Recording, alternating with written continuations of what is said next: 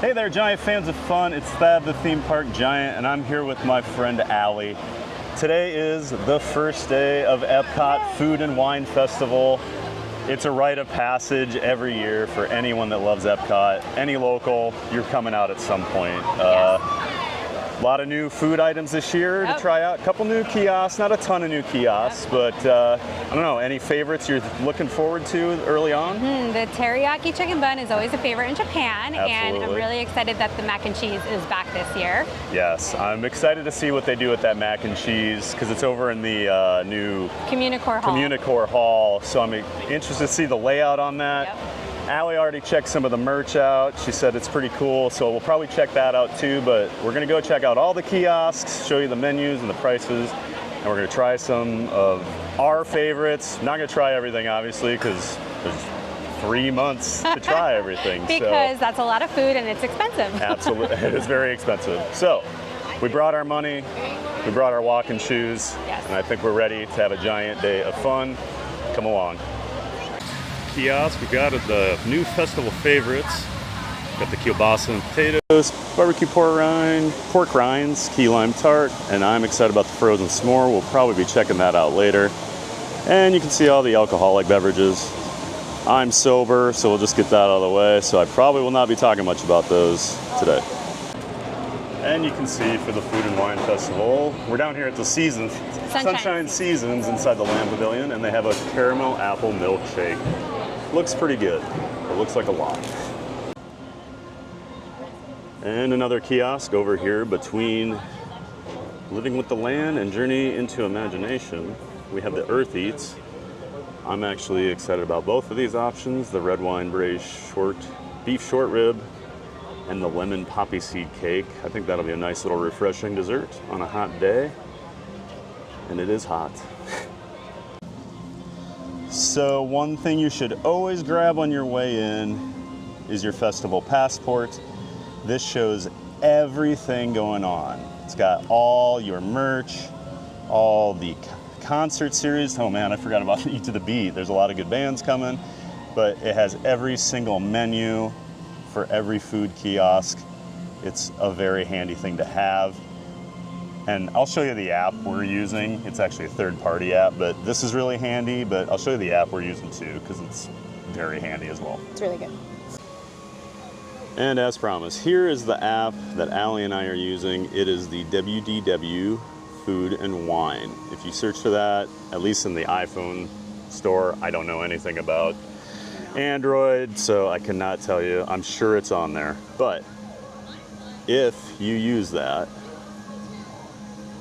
it has everything laid out by kiosk. As you can see here, they're updating the prices now. So the lobster tail, $13. And then you can go in, it's nice too. I can go in and say, I want that lobster and mark it as a wish for. So it's wish, I can mark that I tasted it or that it's a favorite. And then one nice thing, when you go to the map, it shows all these little pins for you, and if you have things marked, you'll get like the orange pin, so you know that's a kiosk that you're interested in. Oh, this is just showing me that one map, my bad. But here's the map with everything on it. So like the orange ones are ones I've marked as something I want. The blue ones are just all the kiosks. And then I think it changes to a different color if you have like a favorite or if you've tasted And if you've tasted it, yeah. So yeah, just a really cool thing. Do you have something? Yeah, and then if you go back here and you go to the event summary and report, this gives you a budget. So very nice. Here's that wished for list. So I've wished for $183 in food. Yes, you have. All right, not gonna eat all that today, but. And as you check them off that you've tasted it, it'll subtract it from your budget. Oh wow. Every item at Food and Wine is $1,117.10. That's all the food and beverages, incling the alcoholic beverages. It's actually not as bad as I thought it would be, terrible. to be honest. Yeah. Not that that's a great deal, but yeah. All right, so yeah, check this app out. We're gonna use it all day, so I think it's gonna be a lot better than just the handheld passport. So, this way to Harvest Hollow. I don't know what Harvest Hollow is, but we're gonna find out. Here we are at the Bramblewood Bites. I'm excited about this one. We've got the grilled cider brine pork tenderloin, the grilled bison, and the cast iron Brussels sprouts, which I'm oddly excited for the Brussels sprouts.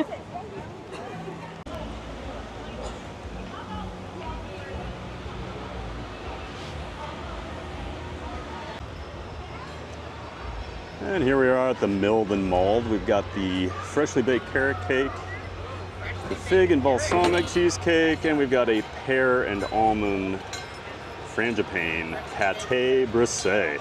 Boy, I'm fancy. And Forest and Field, few good options here. The autumn chili, I'm not a chili guy, but I'm actually kind of interested in this one. Allie's excited about the pumpkin mascarpone ravioli and the burrata, which, how can you go wrong with a burrata, right? Love a good burrata. And the Swirled Showcase, which is always here. They do have a couple little options. They've got the frozen apple pie and the liquid nitrogen frozen sweet potato mousse as some options for the Food and Wine Festival.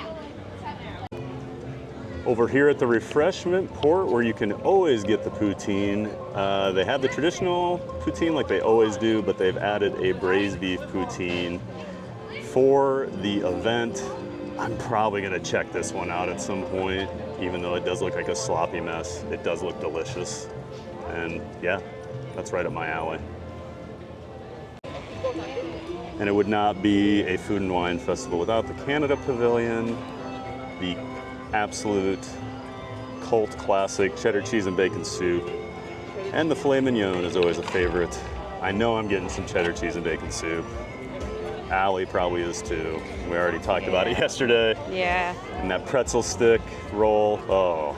So good. Even though it's like 110 degrees right now, I want some cheddar cheese soup.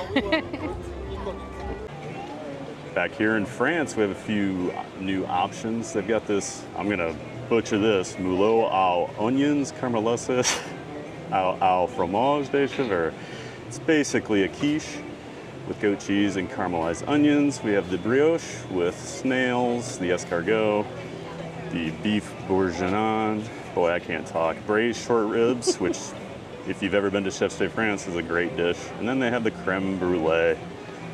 Everything looks pretty delicious on this one, so I had a bet with a friend about this quiche thing. So he's a chef and we were trying to figure out what it was gonna be, but we were right.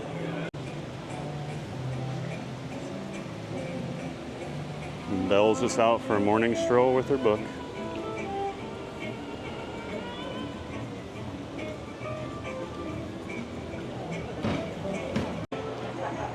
Back here in Brazil, we do have another kind of cult favorite, the Brazilian cheese bread for $5. That's a really good value, and it's delicious. So good. Allie and her husband, what's your date night? Oh gosh, we usually get, I don't even remember what I said. You get the teriyaki bun. Yeah, it's a teriyaki bun, the cheese bread, and then a dessert, and we're good to go. That's pretty solid. Right next to Brazil, we've got Belgium. We have the beer braised beef with smoked Gouda. That sounds delicious. The waffles look really good. They are very small. I've been told they're very small. Yes. So, and Allie is confirming that. So, just know, it's very, very small. Back here in Morocco at the Tangerine Cafe, they've added a fried falafel pita. Allie's excited about that one. Damn. Along with the stone-baked Moroccan bread that comes with a bunch of different dips. And they have a pistachio cake. So good. Which Allie does not even like. I don't like pistachio things, but that cake is really good. But she told me that that thing is definitely worth getting. And back here in Greece, we have a few favorites. Got the spanakopita, which I'm probably gonna try. Maybe today, I don't know. Have you ever had it? No. It's really good. Is it? It's like a flaky pastry. Right, because it's like spinach. Yeah, it's so delicious. like I'm excited about that. I think it sounds really good. The griddled cheese, I've had at other food festivals, and I always think I'm gonna like it here, and it's not as good, but I'm probably gonna try it again because I'm a sucker for griddled cheese. And then they've got the lamb gyro and the impossible moussaka. And here's the actual Greece menu with pictures of the food items, just so you get a little better idea than my amazing descriptions. And another fan favorite, we've got Japan with the teriyaki chicken bun. I'll probably consume about 10 of those in the next 3 months. They have the new Wagyu temaki sushi. So that actually looks Interesting. not what I was anticipating, but No. pretty interesting. Looks like a small bite for $9.50, but with Wagyu, I mean, I don't know what I expected. And then that eel temaki actually looks pretty decent too. Probably be trying out quite a few of the Japan stuff.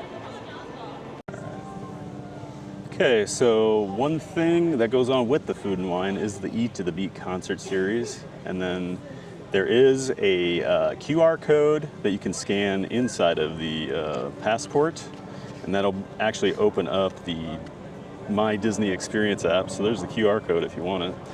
But that'll give you the whole list. So like, I think this weekend it starts, so Sugar Ray's the first one. No? Yeah. Well, it starts tonight. So the Finesse Party Band is tonight. No clue who that is, but then Sugar Ray's this weekend. I saw like 98 Degrees, Joey Fatone, Yellow Card, oh wow. Tiffany. Okay, Foreigner's Journey, that must be like a cover band. Yeah. Sheila E., The Wanted, okay. What else do we have? I don't know these people. Jesse and Joy. And then if we go to October. There's some big ones in October, I think. Joey Fatone and Friends is always a really popular one. We the Kings, I think they're a big Christian. Switchfoot used to be big, wow. David Archuleta. Okay. And then Billy Ocean is always here, I feel like. Hanson is another big one. Hanson will be huge, definitely. Yeah. And then in November, we've got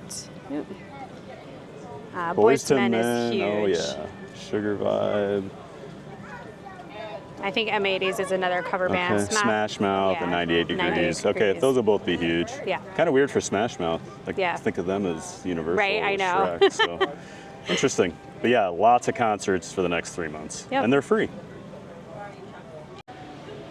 Flavors of America going with a hot dog menu this year. Lots of different options. We've got the New York style with sauerkraut, no thank you. The Chicago style. I grew up in Iowa. I've never understood Chicago dogs. Carolina style, not a chili dog guy. And the Southwest style. I'll be honest, I like hot dogs, but none of these are really They're not grabbing doing much for me. No, but that freshly baked chocolate pudding cake, that looks good. I did skip the pudding cake, and that is actually the one thing I would probably get here. So that does look pretty good with the, especially if it's warm with the bourbon caramel. That sounds pretty good. So yeah. No hot dogs, all dessert at this one. Back here in Italy, probably one of the less popular kiosks most years, because it's pretty standard Italian stuff, but this year they're going with these Italian style nachos. It has this beef ragu, tomato sauce, ricotta on some pasta chips. We've got meatballs with some focaccia and a vanilla cheesecake. Nothing real groundbreaking. And they went a totally different route this year. There's no pasta. Yeah, there's no pasta. Last year I felt like it was like all all little pasta servings. So trying something new at least. Over here in Spain, we have some classic Spanish dishes. We got a Spanish charcuterie board, and then the paella. You weren't a fan of the paella, I was not a correct? fan of the paella, no. Okay. What was your issue with it? Was it the seafood wasn't fresh? The seafood didn't seem fresh. All right. Now that was last year, so maybe give it another shot. But there you go. And Germany. These are all the same? They are usual? all the same, yes. Okay. Yeah, so we've got the Schinkennudeln, which is basically like a kind of like a casserole, essentially, like potatoes, ham and cheese. It's really good. The bratwurst on a pretzel roll, I think they always have that here. And then the apple strudel is a super popular choice. I'm probably going to try it for the first time this year. And back here at the Alps, they've got the warm raclette options. One basically ham, potatoes, and a baguette. The other, all that without the ham, so it's a veggie option. raclette is usually pretty good. And the India kiosk. I'm really excited about the potato and pea samosa. I love samosas. This may actually be the first thing I eat.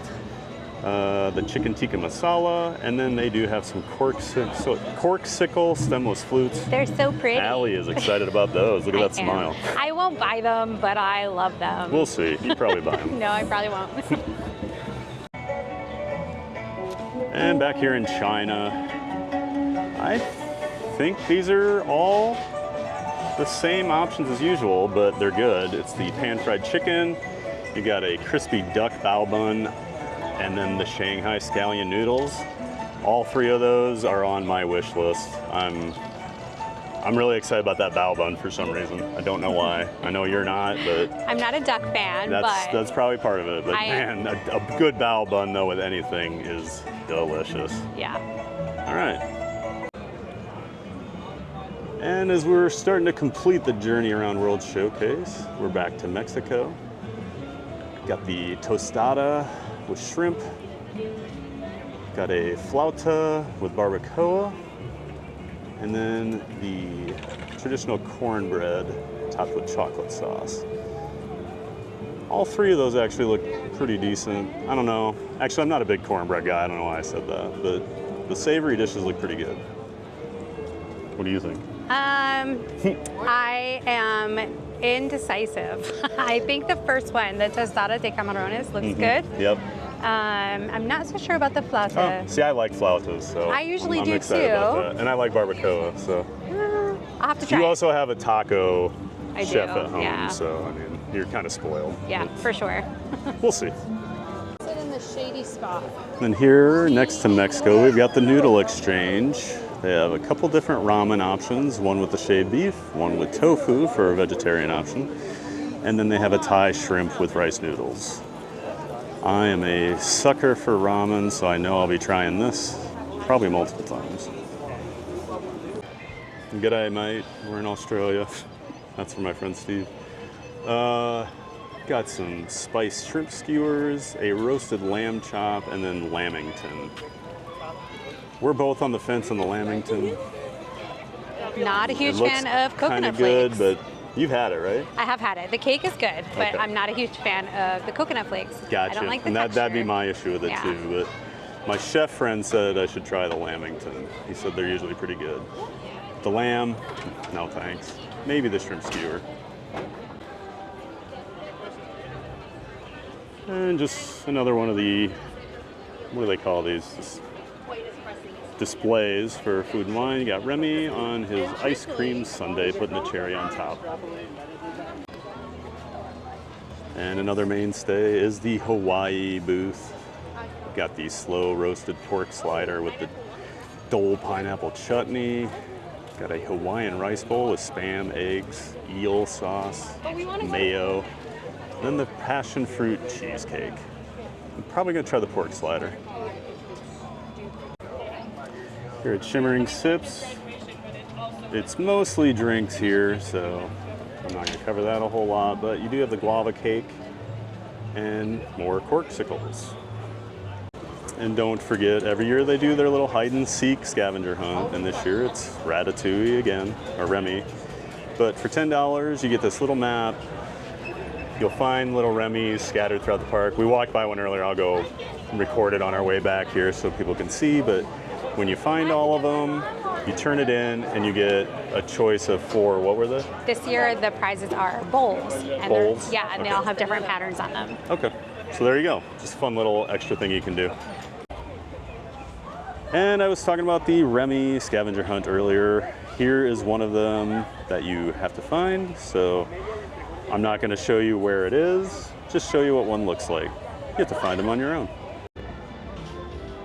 And we're over here by the Brewing Lab, and they always have a nice little display set up. Last year it was the Muppet Lab. This year they brought back the Wing Lab again, so we're gonna go check that out. And there are some special photo pass pictures you can take over here.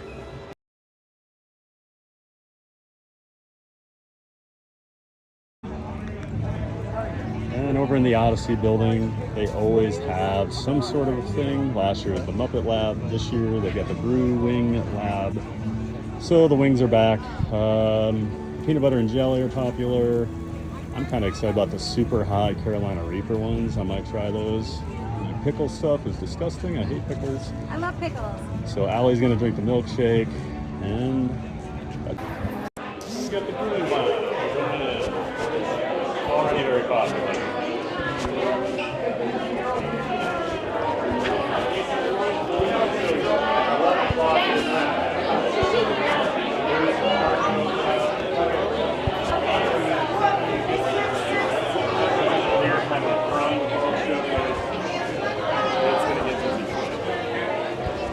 They always seem to come through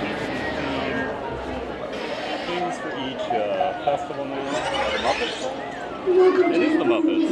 EPCOT, where the future is being tasted today. Be sure to refer to your festival passports. That's right, Mickey. For a complete list of the Brew Wing Lab's latest experiments. Watch out, because they're going fast.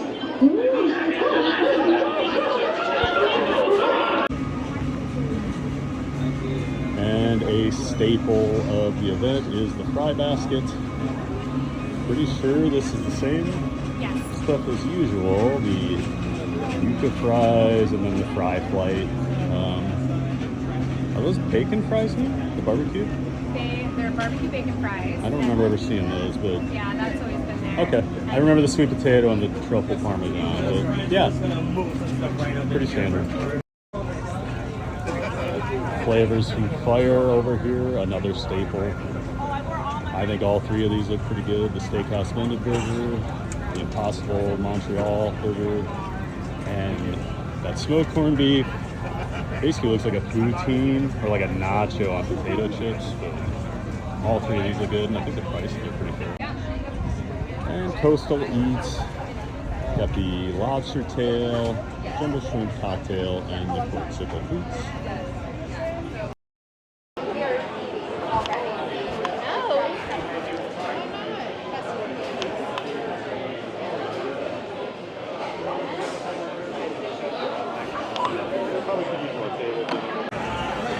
And here we are at the Macatizers. We're actually in line. They're starting to serve, so we have a lot of different mac and cheese options. I'm probably going to go with the cheesesteak one. I'm not sure, but yeah. And it's our first official dish of the 2024 Food and Wine Festival. On the left, I went with the cheesesteak mac and cheese. It's got sliced beef, onions, peppers, and mac and cheese. And then you just went with the traditional? Yes. Allie went with the traditional. We'll let you know how they are. So we just finished our Macatizers. I love my Cheesesteak. You had just a traditional. Traditional. It's very good. Yes. Yours looked a lot cheesier than mine. Yeah. Not that mine wasn't cheesy, it's just a little dry, but with the other toppings it was fine. But for the price, too, Yeah. it was a good portion. We're both feeling pretty good with that. It was Yeah. actually probably more food than Than I needed. what I needed for what I'm going to do for today. Yeah. But honestly, pretty good value. Sorry for the quick edit, but the sound cut out for some reason on this part, and I thought it was pretty important to talk about. But the whole Communicore event hall that they rebuilt was specifically for events like Food and Wine. So everyone wanted to see, what are they going to do with it? You know, the Macatizer, food kiosk thing was inside of there. So let's see what they're going to do. On a normal day, it's full of tables and chairs and no one's ever in there. And then half of the event space is used for a merch store, a pop-up merch store that didn't really seem to be necessary. I maybe saw like less than 10 people actually shop there the entire time we were inside of that place, and that was probably about 30 to 40 minutes. And you had all these people standing there eating their mac and cheese or using a garbage can. I think there were like 8 tables, and there's usually double that at least in there. use the event space for what it's for. You know, I don't like to complain about things, but like this is a silly decision. Everything else that I saw at Food and Wine was great, but like, what are you doing? All people want to do is be able to sit down. So that's my one rant for today. Put more tables in, get the merch out of there. There's plenty of places selling the merch. You don't need to do it in the event hall. That's all. Thank you. And food stop number 2 was the fire or flaming, whatever it is here. It's kind of over by Test Track, but I went with the smoked corned beef. It's got cheese curds. It's on these homemade potato chips. It's got some pickled onions. And then Allie is going with the steakhouse slider. That looks pretty tasty too. I think these were both like $6, $6.50. Actually, again, not too bad of a price for the portion sizes.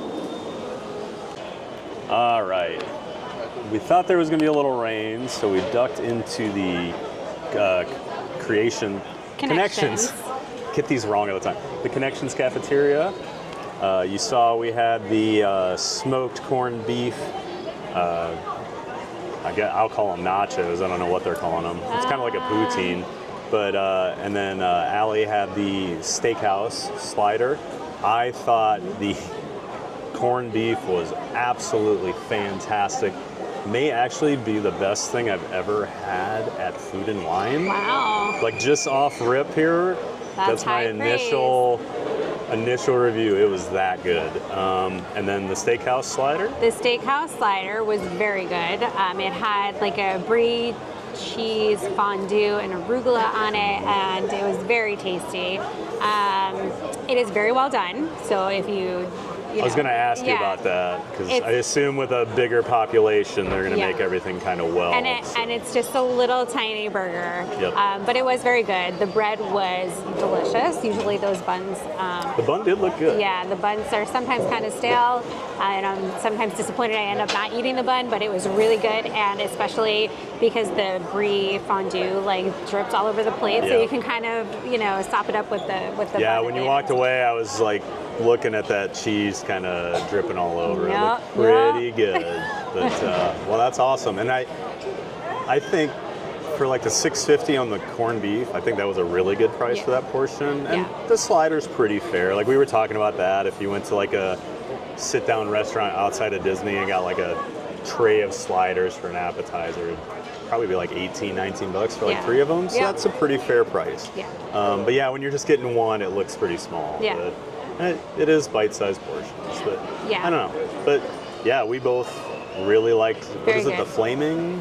Flavors from Fire. Flavors from Fire.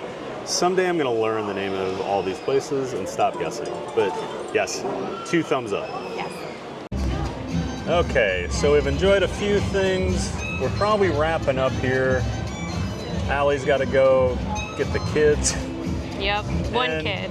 Plus, like we said, there's 3 months left. So we are going to split the frozen s'more milkshake. It's a chocolate milkshake. It's got marshmallows. It's got these chocolate and some graham cracker in there. We both love s'mores. Yes. We tried the s'more thing at Magic Kingdom a couple weeks ago and liked it. So we're gonna try this too. Yay. And then that's probably gonna do it for today. But more on this in a few minutes, because we don't like to eat on camera. You don't want to see that anyway. So Allie's upset that I've been putting her on camera all day, so I'll be on camera as well for our quick frozen s'mores shake review. Obviously pretty good. It was good. I loved it.